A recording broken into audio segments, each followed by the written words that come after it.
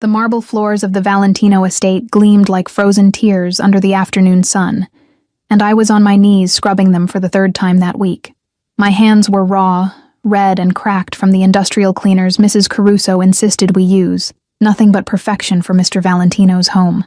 The chemical smell burned my nostrils, mixing with a faint scent of imported leather from the furniture and something darker, more expensive that I couldn't quite name. Old money, power, danger. I was invisible here, just another set of hands to polish the pristine surface of a world I'd never belonged to. My stomach growled. I'd skipped breakfast again to send money back to Mama in Philadelphia. The cancer treatments were draining what little savings we had left, and my 2 jobs barely covered her medications. The maid position at the Valentino estate paid better than anything else I could find with my lack of education, but it meant 16-hour days and a body that ached in places I didn't know could hurt. Girl. Mrs. Caruso's sharp voice cut through my thoughts like a knife. The master's office. He spilled wine on the Persian rug. Handle it immediately. My heart dropped into my stomach. The master's office. I'd been working here for 3 months and had successfully avoided ever being alone in a room with Dante Valentino. I'd seen him, of course. Impossible not to. He moved through the house like a dark storm, always surrounded by men in expensive suits with guns hidden beneath their jackets. I'd learned to make myself smaller, quieter, practically disappearing into the walls when he passed. But I'd noticed things. The way everyone's voice dropped to whispers when he entered a room. How even Mrs. Caruso, who ruled the household staff with an iron fist, became deferential and nervous in his presence. The late-night meetings in his study where raised voices and the sound of something heavy hitting the floor made me work faster, scrub harder, pray I'd never be noticed. Now, girl, before it sets. I gathered my supplies with shaking hands and made my way through the labyrinth of hallways. The house was a fortress disguised as a mansion. I'd counted at least 12 security cameras in the areas I was allowed to clean. And there were always men stationed at various points, speaking in Italian I didn't understand, their eyes cold and assessing. The office door was slightly ajar. I knocked softly, my knuckles barely making a sound against the heavy wood. Enter. His voice was like smoke, dark, smooth, and somehow suffocating. I pushed the door open, keeping my eyes down, and immediately smelled it. The rich, intoxicating scent of expensive cologne mixed with cigarette smoke and that same leather smell that permeated the entire house. And wine. Red wine, bleeding into the intricate patterns of what was probably a rug worth more than my entire life. I'm sorry to disturb you, Mr. Valentino.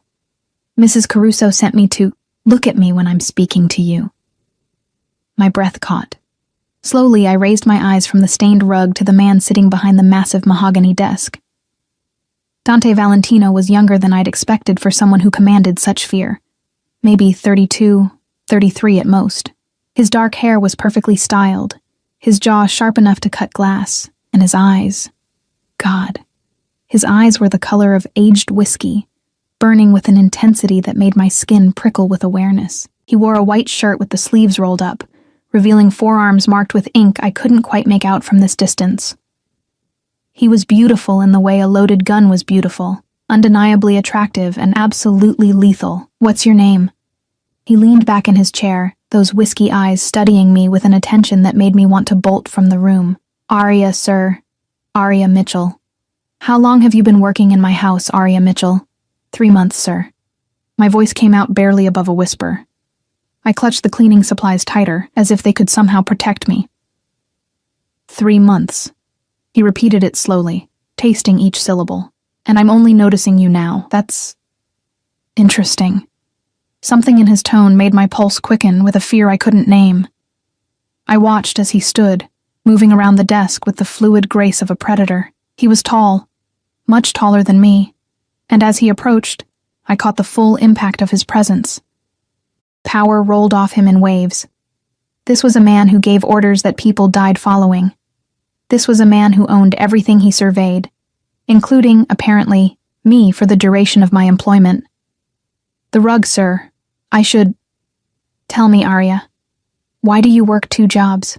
He stopped just a few feet away, close enough that I could see the fine lines around his eyes, the small scar near his left eyebrow. My mouth went dry. How do you... I know everything that happens in my house. Everything about everyone who enters it. He tilted his head slightly, studying me like I was a puzzle he intended to solve. Your mother is sick. Stage 3 cancer. The treatments aren't covered by insurance. You're drowning in debt, working yourself to death to save a woman who has maybe 6 months left to live. Tears burned behind my eyes. Hearing it said so bluntly, so clinically, made the reality of it crash over me like a wave. I need this job, Mr. Valentino. Please, I'll work harder. I won't complain about the hours. Relax. The word was a command, not a comfort. I'm not firing you. I'm simply curious. You're different from the others, quieter. You actually try to disappear. A ghost of a smile touched his lips. I find that refreshing. I didn't know what to say to that, so I said nothing. Instead, I knelt down and began working on the wine stain, focusing every ounce of my attention on the task. My hands trembled as I applied the solution, scrubbing in careful circles the way I'd been taught. I felt him watching me, felt the weight of his gaze like a physical touch on the back of my neck, sliding down my spine. The office was too quiet. No sounds from the rest of the house penetrated here. We were alone, truly alone, and that realization made my breath come shorter. You have delicate hands. His voice came from directly behind me now, and I nearly jumped. Too delicate for this kind of work. They're strong enough, sir. I kept scrubbing, kept my eyes on the rug, on the wine that was slowly lifting from the expensive fibers. Are they? I heard him move, and then he was crouching beside me, so close I could feel the heat radiating from his body. He reached out, and before I could pull away, his fingers caught my wrist. His touch was firm, commanding, burning against my skin. These hands tell a story of someone who works too hard for too little, someone who's forgotten what it feels like to be taken care of. I tried to pull away, but his grip tightened just enough to keep me in place. Not painful, but absolutely unyielding. Mr. Valentino, please. Dante. His thumb brushed across the inside of my wrist, over my racing pulse. When we're alone, you'll call me Dante. That's not appropriate. I decide what's appropriate in my house, Piccola. Do you understand? There was steel beneath the smooth tone, a promise of consequences if I argued. I nodded, not trusting my voice. Good girl. He released my wrist, and I immediately missed the warmth of his touch, a thought that terrified me more than anything else that had happened. Finish the rug, then come to the kitchen. I'm going to make sure you eat something before you pass out on my marble floors. I'm fine. That wasn't a request. He stood and walked back to his desk, effectively dismissing me while simultaneously making it clear I wasn't free to leave. I returned to my work with shaking hands, hyper-aware of his continued presence, the way he occasionally looked up from whatever papers he was reviewing to watch me. Every nerve in my body was screaming at me to be careful, to remember what kind of man he was, what he was capable of. But there was something else, too. Something warm and dangerous unfurling in my chest, the way he'd touched me, the concern in his voice when he'd mentioned food. No one had cared about whether I ate in months. I was so tired of being invisible, of being nothing more than a ghost haunting the edges of other people's lives, and Dante Valentino had seen me, really seen me. That should have been my first warning. I finished with the rug, gathered my supplies, and stood on legs that felt like water. Dante was on his phone now, speaking rapid Italian that sounded like music and menace all at once. He gestured toward the door without looking at me, and I fled, my heart pounding so hard I thought it might burst from my chest. Mrs. Caruso was waiting in the hallway, her sharp eyes assessing. What took so long? The stain was stubborn. Mr. Valentino requested you take your lunch break now, in the kitchen. Her lips pressed into a thin line of disapproval. Don't dawdle. And don't get any ideas above your station, girl. Men like him don't notice girls like you for innocent reasons. Her words followed me down the hallway like a curse. I knew she was right. I'd heard the stories about powerful men and the women who worked for them. Stories that never ended well for the women. But I needed this job, needed the money. So I'd go to the kitchen, I'd eat whatever food he'd arranged for me, and then I'd go back to being invisible. That was the plan. The kitchen was empty except for Antonio, Dante's personal driver and bodyguard, who nodded at me from his position by the window. On the marble island sat a covered plate, still warm, and a glass of fresh orange juice. I approached it carefully, as if it might bite me. Chicken marsala, roasted vegetables, fresh bread. The smell alone made my stomach cramp with hunger. I ate mechanically, too aware of Antonio's watchful presence, too confused by this sudden attention. Why would Dante Valentino care if his maid ate? Why would he notice me at all when he could have anyone, any woman he wanted? I was nearly finished when I heard footsteps. Dante entered the kitchen, his phone still pressed to his ear, and my entire body went rigid. He ended the call, slipped the phone into his pocket, and leaned against the counter across from me. Better? I nodded, unable to form words. Good. You're going to start eating regular meals. I won't have my employees fainting from malnutrition. He crossed his arms, the movement pulling his shirt taut across his chest. From now on, you'll take your lunch here. Antonio will make sure you're fed properly. Mr. Valentino. Dante, that's really not necessary. I know what's necessary in my own house. His tone brooked no argument. You're too thin, too pale. You're going to make yourself sick, and then you'll be no use to anyone, least of all your mother. The mention of Mama made my throat tight. I can take care of myself, can you? He pushed off the counter and crossed to me in 3 long strides. Before I could react, his hand was beneath my chin, tilting my face up to his. His touch was surprisingly gentle. But there was possession in it too, ownership. When was the last time someone took care of you, Piccola? When was the last time you let yourself be vulnerable enough to need someone? I don't need... Everyone needs someone. His thumb brushed across my lower lip, and electricity shot through my entire body. The question is whether you're brave enough to accept help when it's offered. I should have pulled away, should have remembered my place, remembered the danger, but I was so tired, so alone, and the way he was looking at me, like I mattered, like I was something precious rather than disposable, it was intoxicating. Why are you being kind to me? The words escaped before I could stop them.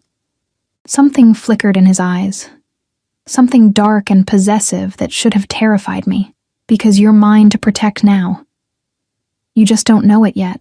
Before I could process that statement, before I could ask what he meant, his phone rang.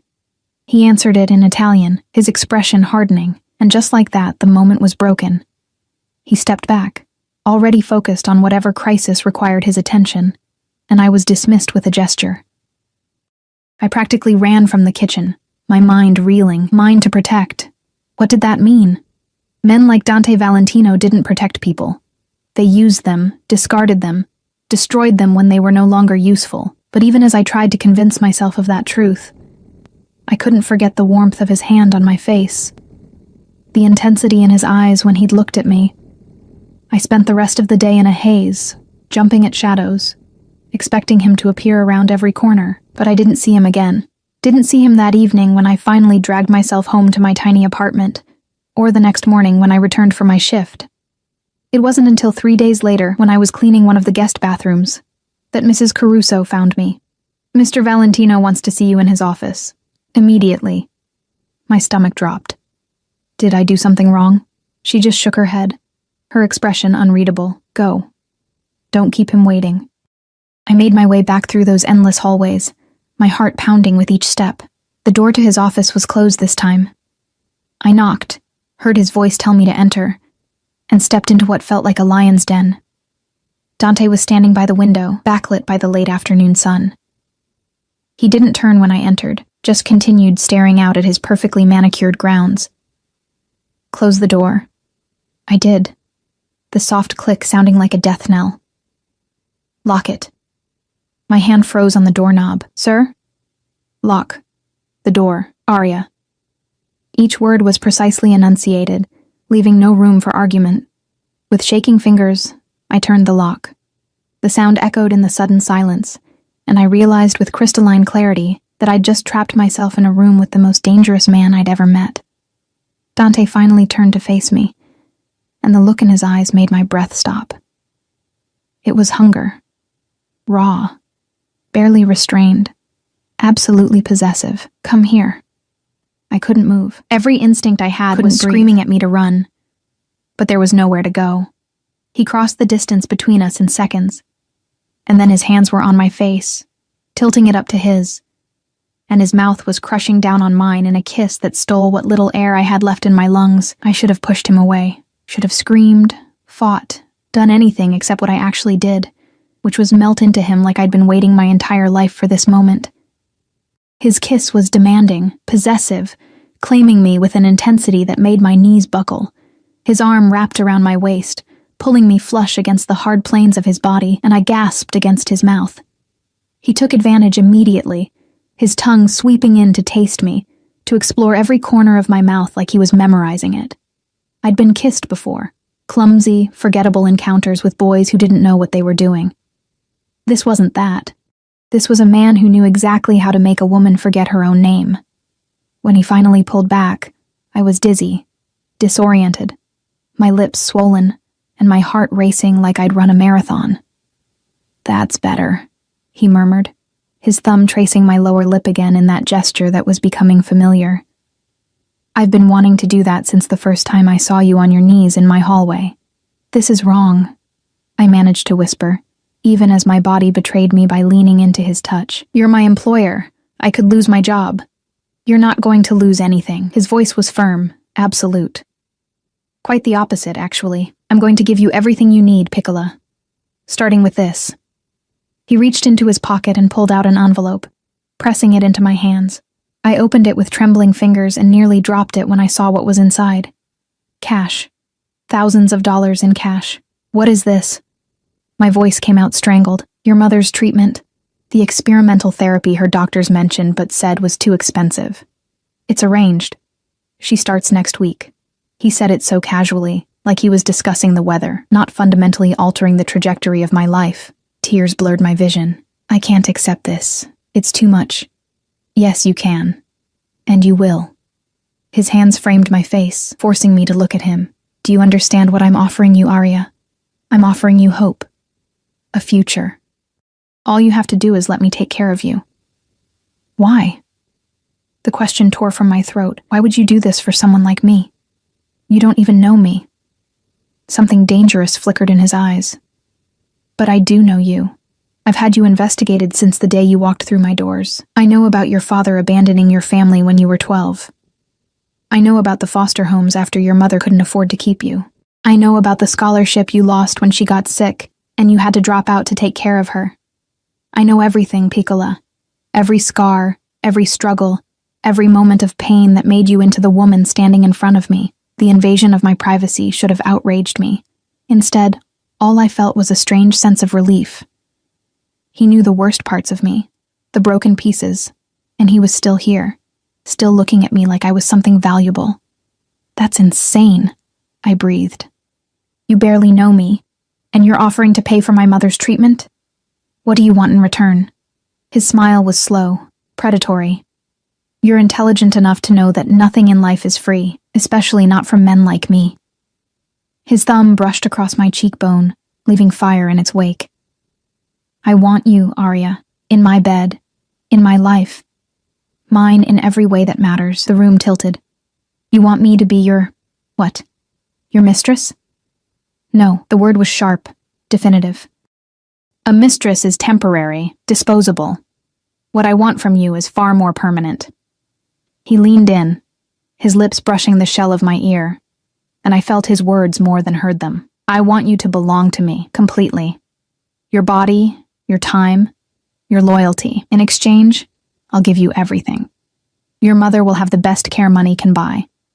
You'll never have to scrub another floor or wear yourself down to nothing trying to survive. You'll live here, with me, and you'll want for nothing." My mind was spinning. This couldn't be real. Men like Dante Valentino didn't make offers like this to women like me. This is crazy. You could have anyone, models, actresses, women from your world. I don't want them. His voice turned hard, possessive. I want you.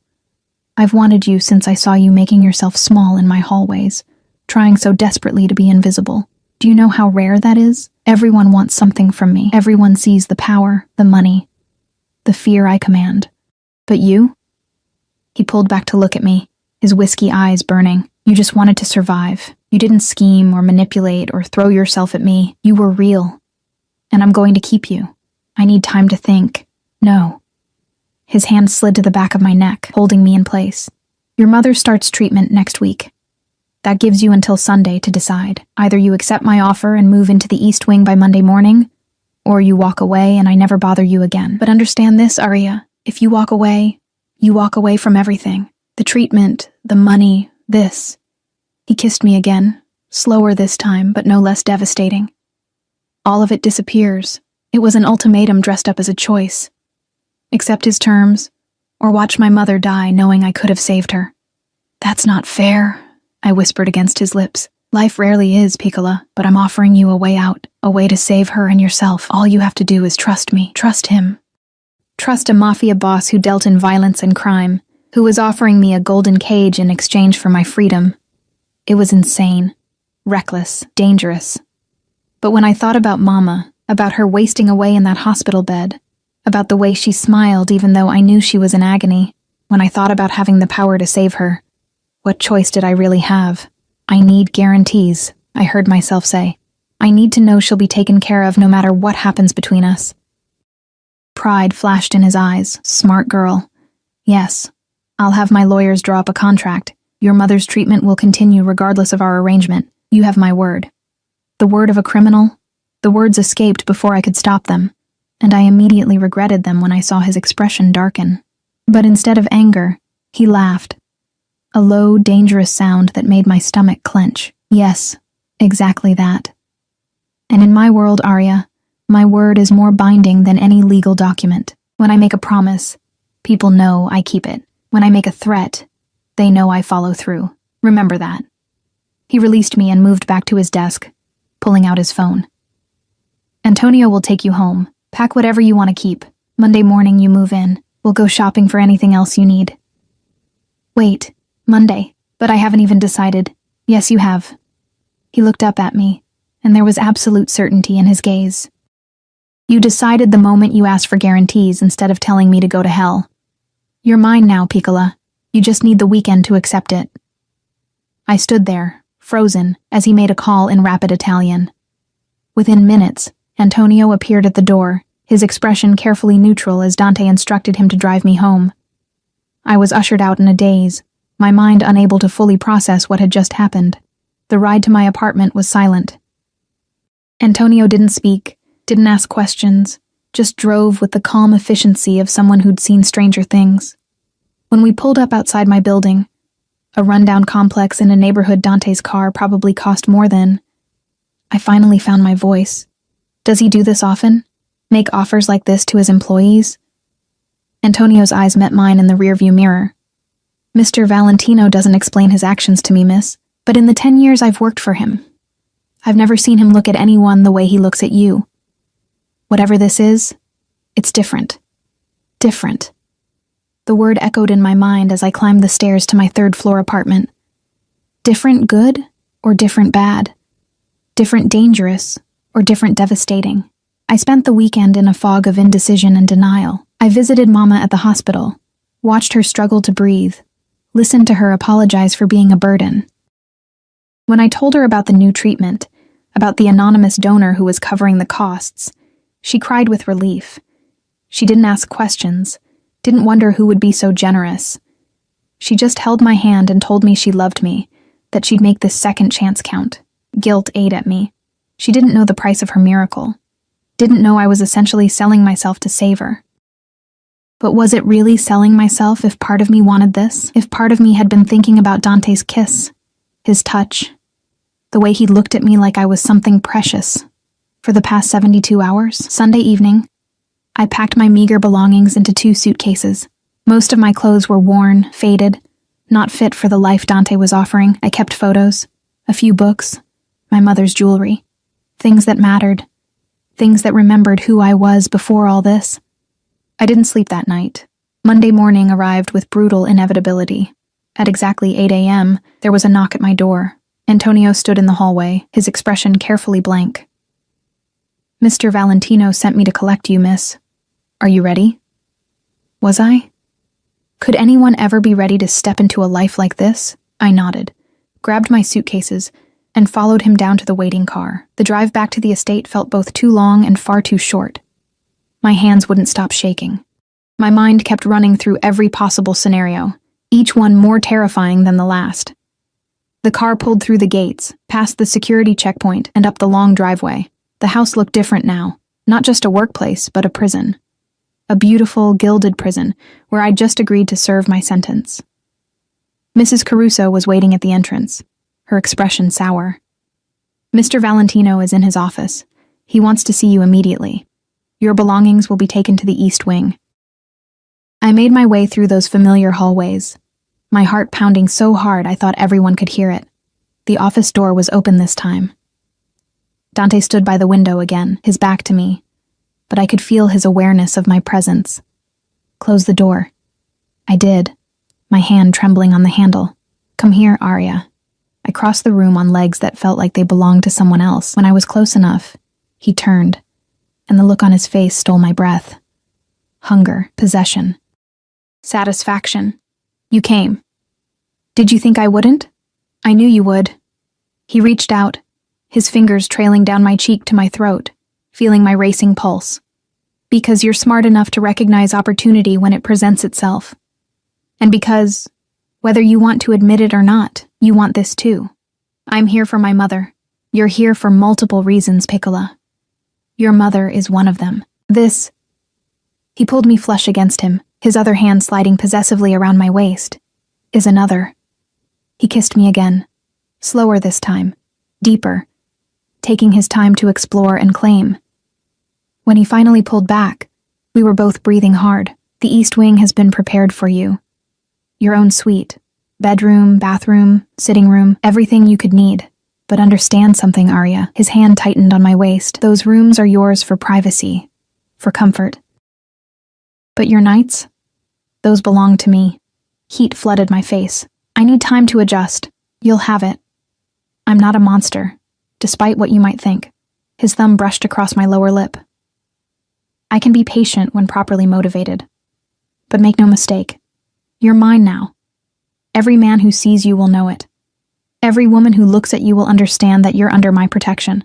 And anyone who tries to touch what's mine will learn very quickly why people fear the Valentino name." The possessiveness in his voice should have terrified me. Instead, it sent a shiver down my spine that had nothing to do with fear. "I should see my room," I managed to say. "Antonio will show you. Get settled. Rest. Tonight we're having dinner together. Just us. I want to know everything about you that my investigators couldn't find." He released me, stepping back, and I immediately missed his warmth. "And Arya? Welcome home." Home.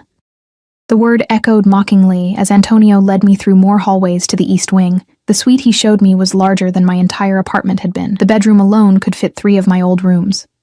Everything was pristine, elegant, expensive. A cage lined with silk and gold.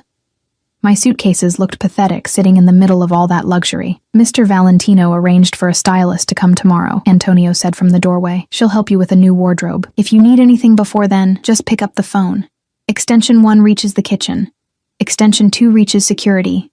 Extension 3 reaches Mr. Valentino directly." He left me alone in my beautiful prison, and I sank onto the edge of the enormous bed, wondering what I'd just agreed to. The hours until dinner passed in a strange blur of anxiety and surreal acceptance. I explored my new suite like a prisoner examining her cell. The bathroom with its marble countertops and rain shower that could fit 4 people. The walk-in closet that was currently empty except for my pathetic collection of worn clothes. The sitting room with floor-to-ceiling windows overlooking manicured gardens that probably cost more to maintain than most people's mortgages. At 6 o'clock, there was a soft knock. A young woman I didn't recognize stood in the hallway holding a garment bag and a makeup case. "Miss Mitchell, I'm Sophia. Mr. Valentino asked me to help you prepare for dinner." Of course he did, because apparently I couldn't even dress myself anymore without his intervention. But I let her in because I genuinely had nothing appropriate to wear, and because refusing felt like a battle not worth fighting on my first day. Sophia was efficient and kind, chattering about nothing important while she worked. The dress she pulled from the bag was simple, but elegant, deep emerald silk that hugged my curves and fell to just above my knees. She did my makeup with a light hand, curled my hair into soft waves, and stood back with a satisfied smile. "Beautiful," Mr. Valentino will be very pleased."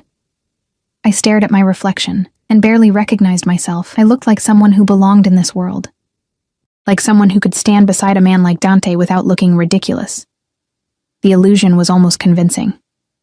Sophia led me through the house to a private dining room I'd never cleaned before.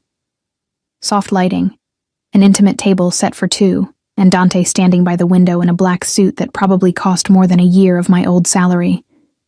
He turned when I entered, and the raw appreciation in his eyes made my breath catch. "Bellissima," he murmured, crossing to me and taking my hand. He brought it to his lips, his eyes never leaving mine. "The dress is perfect on you. It's beautiful.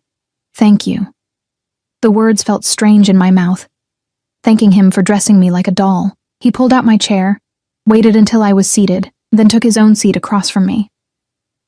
Within moments, staff appeared with wine, and the first course, some kind of soup that smelled incredible, and probably had a name I couldn't pronounce. "Tell me about your mother," Dante said, swirling his wineglass. "What was she like before she got sick?" The question surprised me. I'd expected him to talk about his rules, his expectations, the parameters of our arrangement. Instead, he wanted to know about Mama. "Strong," I said softly, my fingers tracing the stem of my own wineglass. "She worked 3 jobs after my father left. Made sure I had everything I needed even when she had nothing for herself. She used to sing while she cooked. Old Italian songs her grandmother taught her. The apartment always smelled like garlic and tomatoes and love." Something flickered in Dante's expression. "Italian?" Her maiden name was Rossi. Her grandparents came over from Sicily in the 20s. I took a small sip of wine, the rich taste exploding on my tongue. "She used to tell me stories about the old country, about family and loyalty and the importance of honor. Rossi." He said the name thoughtfully. "From Sicily. There was a Rossi family connected to the Genovese organization back then. They ran a neighborhood in Brooklyn." My heart stuttered. "I don't know anything about that. Perhaps your mother didn't either, or perhaps she did and chose to protect you from that knowledge." He set down his wineglass, his gaze intense. "The life I lead, Arya. It's not something I chose lightly. It's legacy, blood. My grandfather built this empire. My father expanded it. And now it's mine to protect and grow. Some are born into darkness. We don't get to choose. Is that supposed to make me feel better about what you do? No." His honesty surprised me. "I'm not asking you to approve of my business. I'm telling you the reality of what you've stepped into. There are rules in my world, codes that must be followed. Loyalty above everything, family above all else. You're part of that now, whether you're ready or not." The soup was cleared, replaced by what Sophia whispered was osso buco, braised veal that melted on my tongue. I'd never tasted anything so perfect in my life. Everything about this meal, this moment, felt like a dream I'd fall out of at any second. "What are your rules?" I asked quietly. "What do you expect from me?" Dante leaned back in his chair, studying me with those burning whiskey eyes. "Honesty. Complete honesty at all times. If something bothers you, you tell me. If someone threatens you, you tell me immediately. You don't hide things from me, Arya. I can't protect what I don't know about. Protect me from what?" His jaw tightened. "From everything. There are people who would use you to get to me. Rival families, enemies I've made in business. Anyone who thinks hurting you would hurt me. And they'd be right." He reached across the table, his fingers capturing mine. "You're my weakness now, Piccola. The moment I claimed you, the moment I brought you into my life, you became a target. That's why you'll have security wherever you go. That's why I need to know where you are at all times." Fear crawled up my spine. I didn't think about that, about being in danger. "You don't have to think about it. That's my job." His thumb stroked across my knuckles, the gesture somehow both comforting and possessive. "Your job is to let me take care of you, to trust that I'll keep you safe, to accept that your life has changed, and fighting against it will only make you miserable. And if I can't accept it, if I decide this was a mistake..." Something dangerous flashed in his eyes. "Then we have a problem, because I meant what I said, Arya. You're mine now. I don't give back what belongs to me." The words should have enraged me, should have sent me running from the room.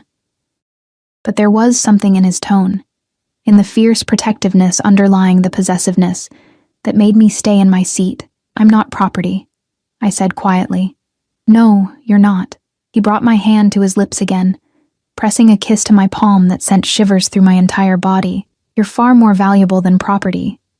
You're mine in the way that matters, the way that makes me want to destroy anyone who looks at you wrong, the way that makes me rearrange my entire world to keep you safe and happy. I don't own you, Piccola. I claim you. There's a difference. Dinner continued with him asking me questions about my life, my dreams, the things I'd wanted before circumstances stole my choices. He listened with an intensity that made me feel like every word mattered, like I was the only person in his universe that moment. It was intoxicating and terrifying in equal measure. When the meal finally ended, he stood and offered me his hand. Walk with me. We moved through the house to a private terrace I'd never seen before. The night air was cool, carrying the scent of jasmine from the gardens below. City lights twinkled in the distance, a reminder of the world beyond these walls, the world I'd left behind. Dante stood behind me, his hands settling on my waist, his chest warm against my back. What are you thinking? That my life was simple yesterday. Hard, but simple. Now everything is complicated. Life worth living usually is. His lips brushed against my temple. But you're not alone in navigating it anymore. You have me. I turned in his arms, looking up at his face in the moonlight. Why me, Dante? Really? There has to be more to it than just wanting someone who didn't chase you. His expression shifted, becoming almost vulnerable. My mother died when I was 15. Cancer, like yours. My father remarried within a year. A woman from another family, a strategic alliance. She was beautiful, ambitious, everything a Mafia wife should be. His jaw clenched. She was also cold, calculated. Every smile, every touch, every word was designed to manipulate and climb the social ladder. When my father died 5 years ago, she didn't even pretend to grieve. She just started plotting how to maintain her position. Understanding dawned. And I reminded you of your real mother. No. He cupped my face in his hands. You reminded me that real people still exist. That not everything is about power and position. When I watched you work yourself to exhaustion for someone you love, when I saw you try to disappear rather than scheme for attention, I saw something authentic. Something I wanted to possess before this world corrupted it. That's not romantic, Dante. That's controlling. Yes, he agreed simply. It is.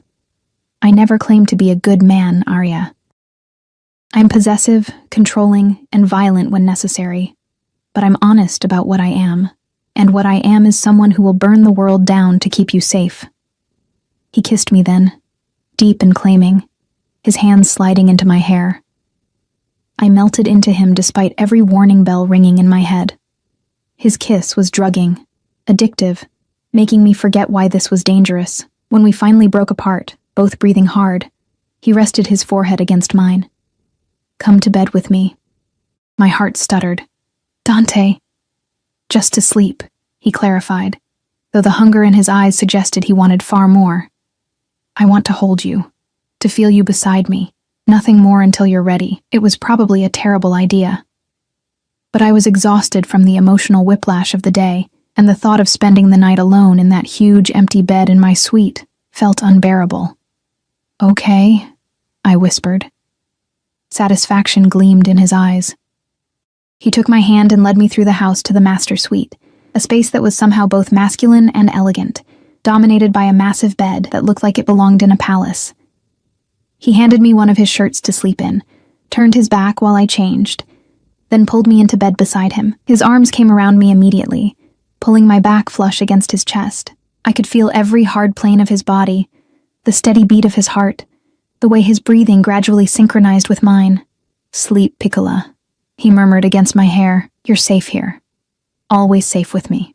And despite everything, despite the insanity of my situation, the danger lurking at the edges of this new life, the absolute control he was exerting over my existence, I believed him. That should have been my second warning. I woke to sun streaming through unfamiliar windows and an empty bed. Panic seized me for a moment before I heard water running in the bathroom. Dante emerged moments later, wearing only a towel slung low on his hips, water droplets trailing down his chest, and the intricate tattoos I could now see clearly. The ink told stories, a family crest over his heart, names I didn't recognize on his ribs, religious imagery mixed with symbols that probably meant something in his world. He was beautiful and terrifying, and absolutely deadly.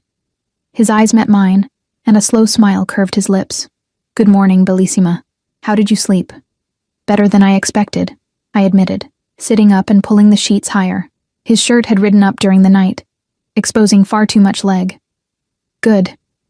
He moved to his closet, dropping the towel without shame, and I quickly looked away, heat flooding my face. His low chuckle told me he'd noticed. "A stylist will be here in an hour.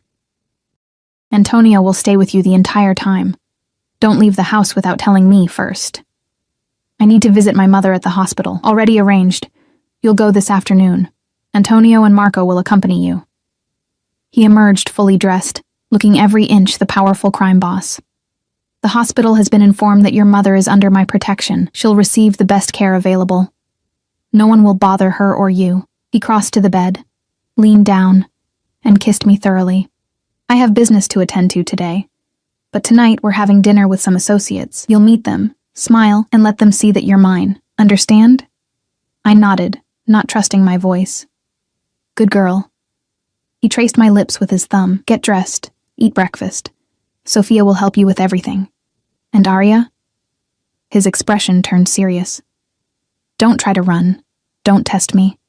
I've been patient because you're adjusting, but my patience has limits." Then he was gone, leaving me alone in his room with the scent of his cologne and the memory of his kiss burning on my lips. The day passed in a whirlwind of activity. The stylist, Elena, brought what seemed like an entire boutique's worth of clothes. She measured me, assessed my coloring, and filled the empty closet with outfits I'd never have chosen for myself. Elegant dresses, designer jeans, silk blouses, even lingerie that made me blush just looking at it. "Mr. Valentino has excellent taste," she said approvingly, as I modeled yet another dress. "He wants you to have the best of everything." That afternoon, Antonio drove me to the hospital with Marco, another stoic bodyguard, following in a second car. The hospital staff treated me completely differently now, with deference bordering on fear. They led me to a private room where Mama was resting, looking better than I'd seen her in months. "Arya." Her face lit up. "Sweetheart, they moved me to this beautiful room, and the doctor said I start the new treatment tomorrow. They're so optimistic. They think it might really work." I held her hand, fighting back tears. "I'm so glad, Mama. Tell me about your donor. Who is this angel who's saving my life?" I couldn't tell her the truth, couldn't explain that I'd essentially sold myself to save her, so I lied, weaving a story about a charitable foundation, an anonymous benefactor who helped families in need. She believed me because she wanted to, because accepting a miracle was easier than questioning its source. When I finally left, guilt sat heavy in my chest, but seeing the hope in her eyes made it worth it. Whatever price I had to pay, she would live. That's all that mattered. Back at the estate, Sophia helped me prepare for dinner. The dress Elena had chosen was stunning, black silk that clung to my curves, elegant but understated. My hair was styled in an updo, my makeup flawless. When I descended the stairs, Dante was waiting in the foyer, surrounded by his men. He looked up, and the expression on his face made my stomach flip. He dismissed the others with a gesture and crossed to me, his eyes burning. "You're going to make every man in that room jealous, and every woman envious." His hand settled possessively on my lower back. Perfect. The restaurant was clearly Mafia-owned. No other patrons, security everywhere, private room in the back. Dante led me in with his hand never leaving my back, marking me as his for everyone to see. 5 men sat around the table, their women beside them. All eyes turned to us as we entered, assessing, calculating. I felt like a specimen under a microscope. "Gentlemen," Dante said smoothly, "this is Arya, my woman. Anyone who disrespects her answers to me personally." The message was clear. The men nodded, their expressions carefully neutral. Their women looked at me with varying degrees of curiosity and pity. They knew what I was, what I'd become. Another possession of a powerful man, another pretty face that would eventually be replaced. But they didn't know the whole story, didn't know about the arrangement, the contract written in desperation and sealed with a kiss. They didn't know that part of me was starting to want this, starting to crave Dante's attention and protection in ways that terrified me. Dinner was an exercise in survival. I smiled when appropriate, spoke when spoken to, and tried to ignore the undercurrents of violence and danger threading through every conversation. These men discussed territory and business, and problems that needed solving, euphemisms for crimes I didn't want to understand. And through it all, Dante kept me close, his hand on my thigh under the table, his touch possessive and reassuring in equal measure. It was midnight when we finally returned to the estate. I was exhausted, overwhelmed, ready to collapse. But Dante had other plans. He led me to his room, closed the door, and pulled me into his arms. "You did perfectly tonight. I'm proud of you." The praise shouldn't have mattered, but it did. God help me, it did. He kissed me slowly, thoroughly, his hands roaming over the silk covering my body. When he finally pulled back, we were both breathing hard. "Stay with me again tonight," he murmured against my lips. "Let me hold you. Let me take care of you." And I did.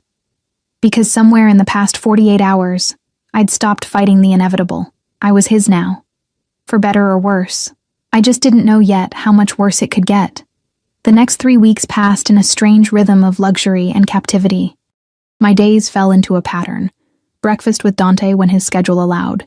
Visits to Mama at the hospital where her treatment was showing promising results. Afternoons exploring the estate grounds with Antonio shadowing my every move. Evenings preparing for whatever social obligation Dante had planned. And nights. Nights were spent in his bed, wrapped in his arms, his body curved protectively around mine. We hadn't crossed that final line yet. He was keeping his word about giving me time, but the tension was building. Every kiss grew deeper, every touch more possessive. He was patient, but I could feel his control fraying at the edges. I was learning his world through observation and careful questions. The associates who visited weren't just businessmen. They were soldiers, captains, underbosses in a structure built on violence and loyalty. The phones that rang at all hours weren't telemarketing calls. They were emergencies requiring his immediate attention. The basement level I wasn't allowed to visit wasn't a wine cellar. It was something darker that I didn't want to understand. But I was also learning him, the way he took his coffee, black, no sugar, how he ran his hand through his hair when he was frustrated, the slight softening around his eyes when he looked at me, the nightmares that sometimes woke him at 3 a.m, leaving him tense and unreachable until I touched him, reminding him where he was. He was a monster in many ways. But he was also a man, complicated and damaged, and trying to protect something he valued in the only way he knew how, through control and possession. On a Thursday evening, exactly 23 days after I'd moved in, everything changed. I was in the library, a room I'd discovered during my explorations and had claimed as my sanctuary, floor-to-ceiling books, a fireplace, comfortable chairs by the window. I'd been reading when Dante found me, his expression strange. "Come with me. There's something I need to show you." He led me through the house to his office, then to a door I'd never noticed before, hidden behind a false bookshelf. It opened to reveal stairs descending into darkness. "Dante, what?" "Trust me." He took my hand, his grip firm, and led me down.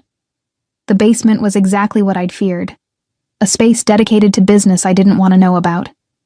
But he walked me past the closed doors, past the room where I could hear muffled voices, to a smaller space at the end of the hallway. Inside was a man tied to a chair, bloodied and broken. I gasped, instinctively moving back, but Dante held me firm. "Look at him, Arya. Really look." I forced myself to focus past the blood and bruises. Recognition hit me like a physical blow. That's Jake, from the hospital. He worked in billing." "Yes." Dante's voice was cold, controlled. "He's also the man who's been stealing from the charity fund that pays for your mother's treatment. The man who was planning to falsify records and claim she'd exceeded her coverage limit. The man who would have killed her by denying her medication." Horror washed over me. "What?" "Tell her," Dante commanded the man. "Tell her what you were planning." Jake's voice came out broken, defeated. "I needed the money. Gambling debts. I was going to cut her treatment, make it look legitimate. I'm sorry. I'm so sorry." I felt sick. This man would have murdered my mother through paperwork and bureaucracy, all for money to feed his addiction. Dante's hand tightened on mine. "This is my world, Arya. This is what I do. I protect what's mine, and I eliminate threats before they can cause harm. You need to understand that. You need to see it. What are you going to do to him?" My voice came out barely above a whisper. What do you want me to do to him? Dante turned me to face him, his eyes searching mine. He nearly killed your mother. He betrayed the trust of everyone in that hospital. What would justice look like for a man like this? It was a test. I knew it was a test. He was seeing if I could handle his reality, if I could accept the violence that underscored everything he was. I don't want to watch anyone die, I said quietly, but I don't want him near my mother ever again. I don't want him to have the power to hurt anyone else. Something like approval flickered in Dante's expression. Wise answer, Piccola. He turned to the men standing guard. Make sure he's arrested by legitimate authorities. Provide them with evidence of his embezzlement. He'll spend the next decade in prison, and by the time he gets out, he'll be too old and broken to hurt anyone. He led me back upstairs, his hand never leaving mine. In his office, he poured us both whiskey, pressing the glass into my trembling fingers. You passed, he said softly. That was a test. Everything is a test in this life. I needed to know if you could handle the reality of what I do, if you could see the violence and understand that sometimes it's necessary. He sat beside me, his thigh pressing against mine.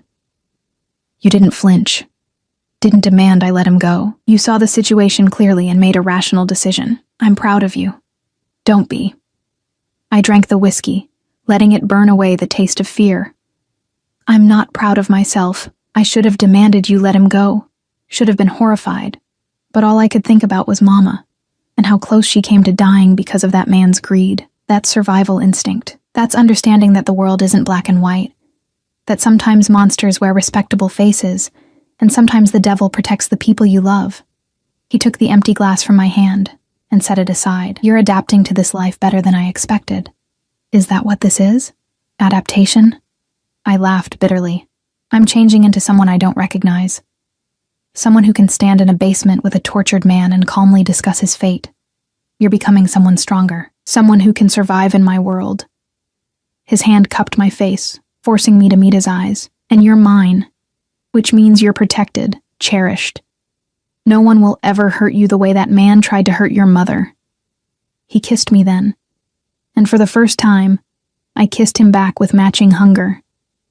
All the tension of the past weeks, all the fear and desire and confusion, it all poured out in that kiss. His hands tangled in my hair, pulling me closer, and I went willingly, climbing into his lap, pressing against him. Arya, he groaned against my mouth. If you don't stop now, I won't be able to. Then don't stop.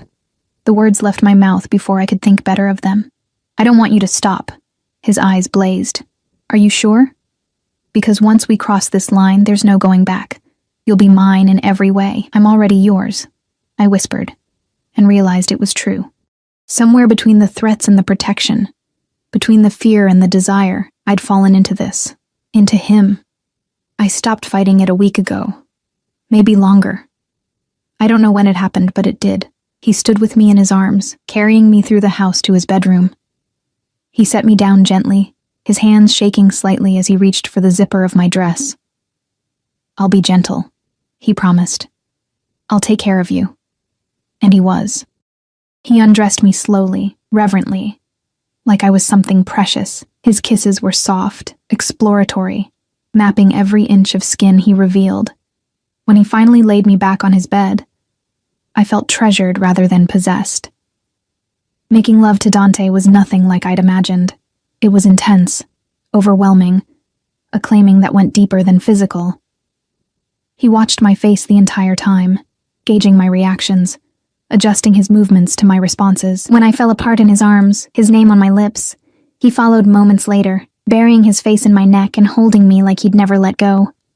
Afterwards, wrapped in his arms with my head on his chest, I felt the magnitude of what had just happened settle over me like a weight. No regrets, he murmured, as if reading my mind. This was inevitable from the moment you walked into my life. So sure of yourself. About this? Yes. His hand stroked through my hair. You're mine now, Arya. Completely mine.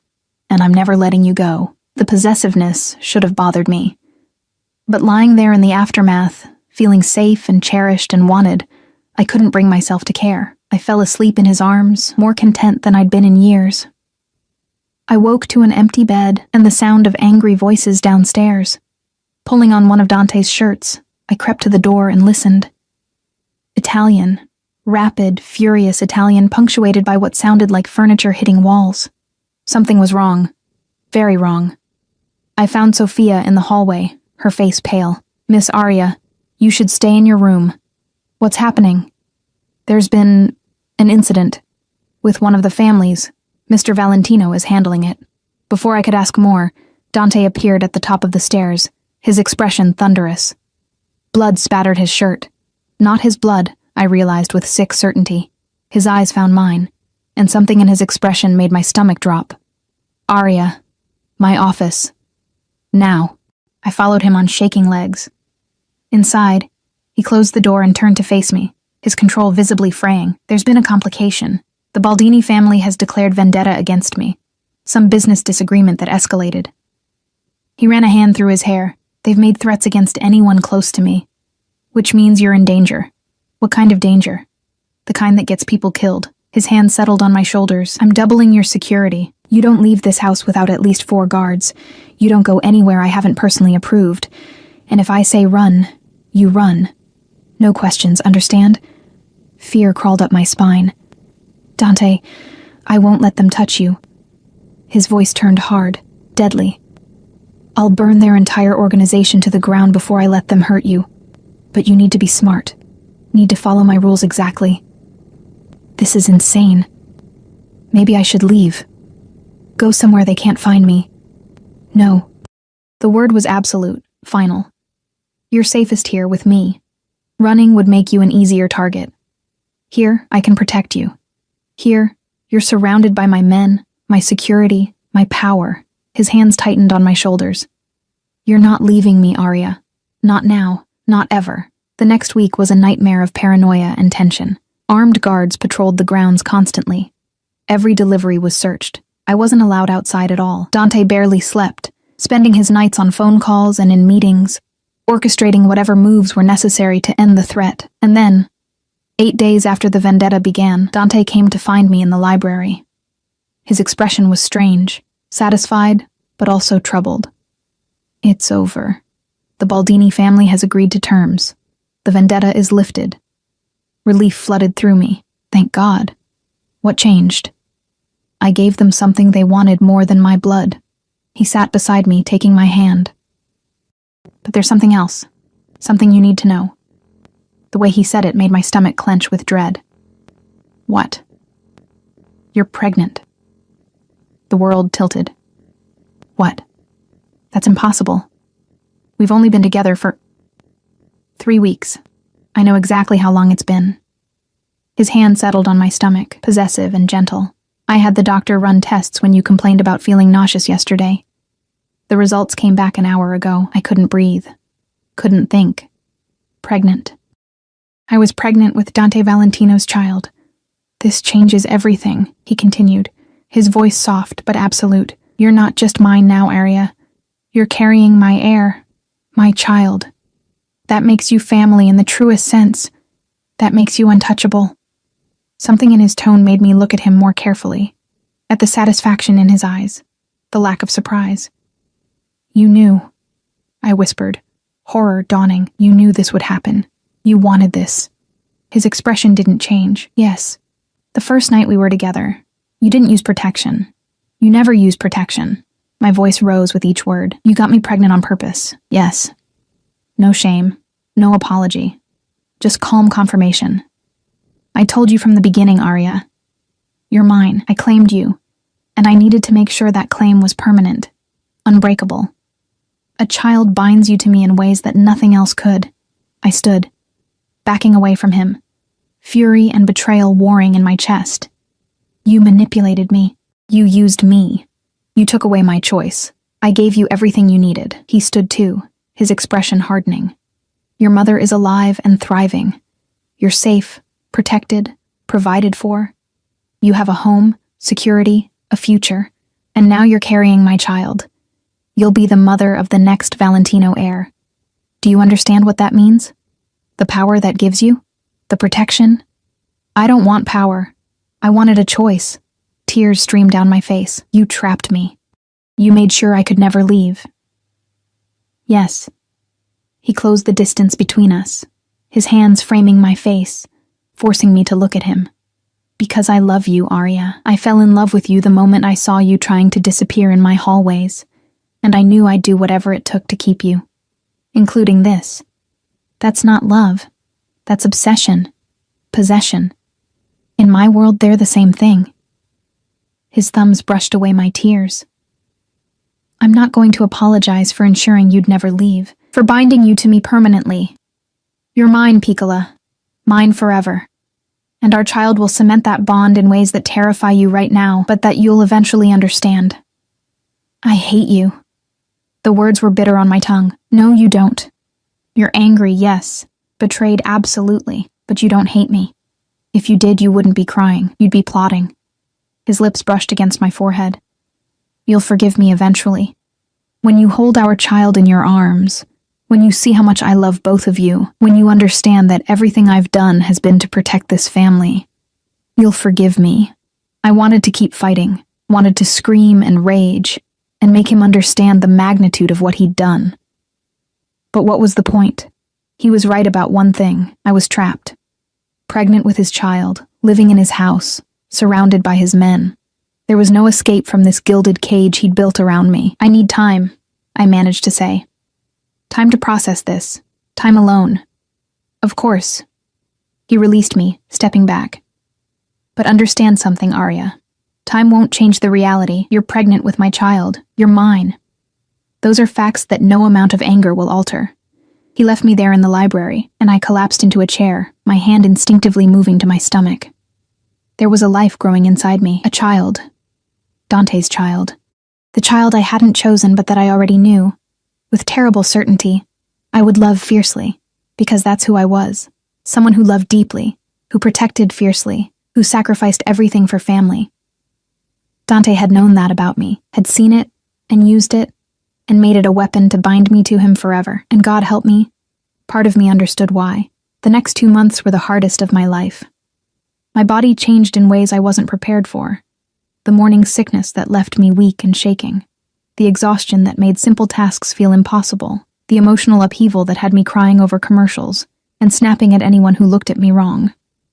But through it all, Dante was there. Constant, patient, overwhelmingly present. He held my hair back when I was sick. He canceled meetings to sit with me when the anxiety became too much. He had the estate chef prepare whatever strange food combinations I craved at 3 a.m. He read parenting books and attended every doctor's appointment, his hand never leaving mine during the ultrasounds.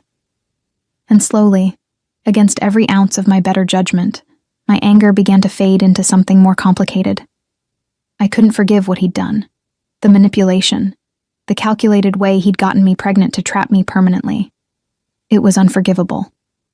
But I also couldn't deny that he'd been right about certain things. I was protected here in ways I'd never been in my life. My mother was thriving, the treatment working better than anyone had hoped. And Dante loved me with an intensity that was both terrifying and oddly comforting. It wasn't healthy. It wasn't normal. But it was real. One evening, when I was almost 4 months along and finally starting to show, Dante found me on the terrace watching the sunset. He'd been in meetings all day, something about territorial disputes and negotiations I didn't want to understand. He looked exhausted, the weight of his world evident in the lines around his eyes. "Can I sit with you?" he asked quietly. I nodded, and he settled beside me, his hand immediately finding mine. We sat in silence for long minutes, just breathing together, watching the sky turn from gold to pink to deep purple. "I was 7 when my mother died," he said suddenly. "Brain cancer. It took her fast. 6 months from diagnosis to death. My father was destroyed by it. He loved her in a way that made him vulnerable. And that vulnerability nearly cost him everything. Other families saw his grief as weakness. They moved against him, tried to take what was his, while he was too broken to fight back. I squeezed his hand, not speaking, just listening. He survived, but it changed him, made him hard, cold. When he remarried, it was strategic. No love, no emotion, just power and alliance. He taught me that love was a liability, that caring about anyone made you weak. Dante's jaw clenched. I believed him for years, built walls around myself, refused to let anyone matter. And then you walked into my house trying so hard to be invisible, and you shattered every wall I'd spent 20 years building. Dante, let me finish. His voice was rough with emotion. I knew I was falling for you. I knew it was dangerous, but I couldn't stop myself. And when I realized you might leave once your mother was stable, once you didn't need my money anymore, the thought of losing you made me desperate. Made me do something unforgivable. He turned to face me, his eyes intense. I got you pregnant on purpose because I couldn't bear the thought of you leaving. I knew it was wrong. I knew it was manipulative, but I also knew that I couldn't survive in a world where you weren't mine. So I made sure you couldn't leave, and I'm not sorry for that, Arya. I'm sorry for hurting you. I'm sorry for taking away your choice. But I'm not sorry for ensuring you'd stay. Tears blurred my vision. You should be sorry. You should regret it. I know. A better man would. His hand moved to my stomach, settling over the small bump, but I'm not a better man. I'm a selfish bastard who saw something beautiful and claimed it before anyone else could. And now we're here, with a child growing inside you, binding us together forever. I covered his hand with mine, feeling the flutter of movement beneath our palms. Our baby. The child we'd created, wanted or not. I should hate you, I whispered. But you don't. It wasn't a question. No, I don't. The admission felt like defeat and liberation all at once. I'm angry, I'm hurt, but I don't hate you. I think I might love you, which makes me as twisted as you are. His sharp intake of breath told me he hadn't expected that. Say it again. I love you. The words came easier the second time. I love you even though you're controlling and possessive, and you manipulated me in the worst possible way. I love you even though you're a criminal who does terrible things. I love you because you see me, really see me. And you've never asked me to be anything other than exactly who I am. He kissed me then, deep and claiming and somehow gentle all at once. When he pulled back, there were tears in his eyes. I love you more than I've ever loved anything in my life, he said roughly. More than power, more than family legacy, more than my own survival. You and our child. You're everything now. And I will destroy anyone who tries to take you from me. I know. And I did. I understood him now in ways I hadn't before. Understood that his love was possessive because he'd lost everyone he'd ever cared about. That his need to control came from a deep terror of being vulnerable. That his manipulation was wrong, but born from desperation rather than cruelty. It didn't excuse what he'd done, but it helped me understand it. I need you to promise me something, I said quietly. Anything. No more manipulation, no more taking away my choices. If we're going to do this, raise a child together, build a life, I need to know you'll be honest with me, even when the truth is ugly. He was quiet for a long moment. I can promise I'll try, but I can't promise I won't be overprotective. Can't promise I won't make decisions I think are best for you and our child without consulting you first. It's who I am, Arya. Control is how I keep the people I love safe. Then I'll promise to call you out when you go too far, to fight back when you need fighting, to remind you that I'm your partner, not your possession. I met his eyes steadily, because that's who I am, someone who doesn't back down even when it's terrifying. A slow smile curved his lips. We're going to fight constantly. Probably. It's going to be messy and complicated. Almost certainly. But it's going to be real. He pulled me close, his hand protective over our child. No games. No pretending, just us, figuring this out together. Together, I agreed. The months that followed were indeed messy and complicated. We fought about everything, his overprotectiveness, my stubborn independence, how to prepare for the baby, what kind of life we wanted for our child. But we also laughed together, planned together, fell deeper in love in the spaces between the arguments. Mama's health continued to improve. By my 6th month of pregnancy, she was in remission, strong enough to visit the estate and meet the man who'd saved her life. She took one look at Dante, saw the way he touched me, the possessive gentleness in his eyes, and she understood immediately what our arrangement had been. You did this for me, she said quietly when we were alone. Gave yourself to him to save me. It's more complicated than that now, I admitted. I love him, Mama, even knowing what he is, what he's done. I love him. She took my hand, her eyes sad, but understanding. Love isn't always clean and simple, sweetheart. Sometimes it's messy and complicated and comes from the most unexpected places. The question isn't whether this is the right love or the wrong love. The question is whether it makes you happy. It does, I realized. In strange, twisted ways. It makes me incredibly happy. Then that's all that matters. My water broke on a Tuesday evening while Dante was in a meeting with his underbosses. I'd been reading in bed when the first contraction hit, sharp and unmistakable. Sophia called Dante immediately, and within minutes the house erupted into organized chaos. Dante burst into the bedroom, his face pale. "Is it time? Are you okay? Should I call the doctor again? Do we need Dante?" I grabbed his hand, squeezing hard. "Breathe, we have time. Just stay with me." He did. Through 14 hours of labor, he never left my side. He held my hand when the contractions became unbearable. He whispered encouragement in Italian when I was too exhausted to push. He cried when our daughter finally entered the world, tiny and perfect and screaming with indignation. "She's beautiful," he breathed, watching as the nurses cleaned her. "She's perfect. Arya, she's ours," I finished, my voice hoarse. "She's ours." They placed her in my arms moments later, and I fell completely in love.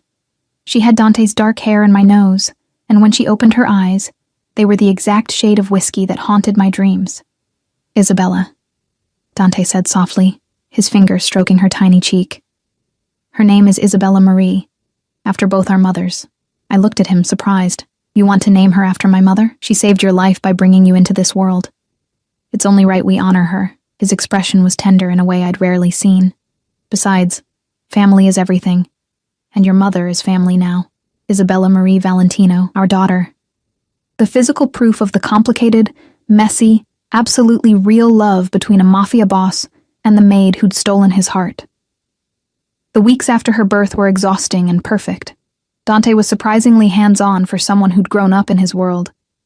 He changed diapers, did 3 a.m. feedings, rocked Isabella to sleep while singing Italian lullabies his mother had sung to him.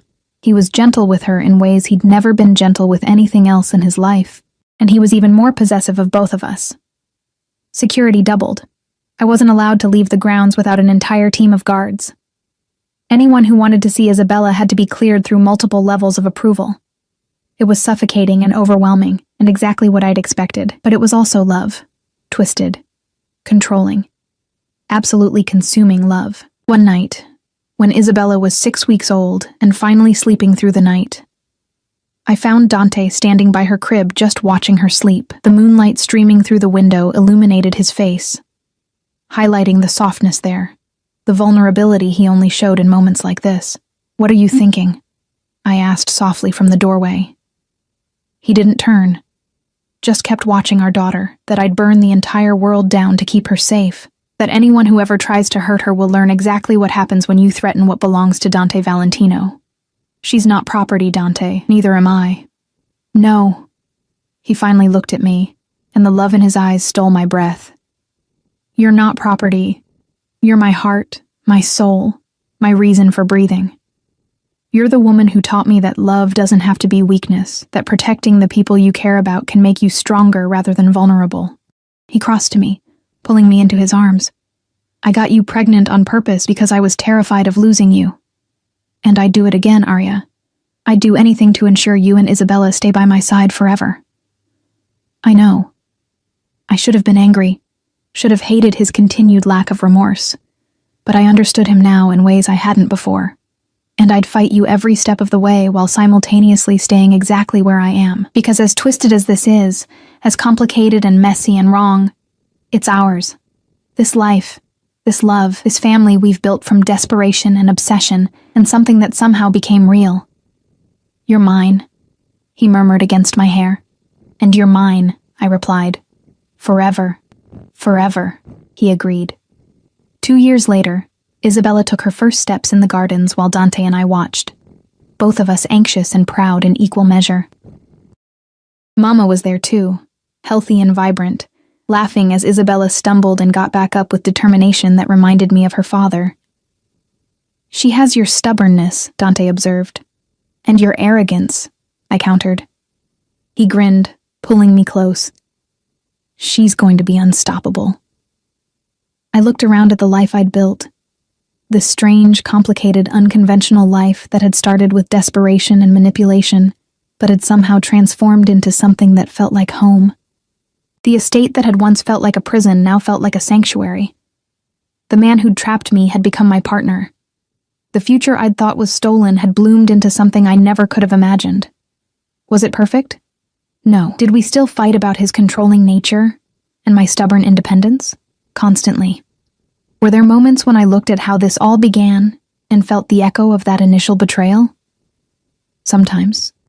But as I watched Dante scoop Isabella into his arms, saw the pure love and joy on his face, felt the warmth of family surrounding us, I knew I wouldn't change it, not the manipulation that brought us together, not the pregnancy that trapped me, not even the fear and anger I'd felt in those early months, because all of it had led to this, to Isabella's laughter ringing through the gardens, to Mama's remission and happiness, to a love that was messy and complicated and absolutely real.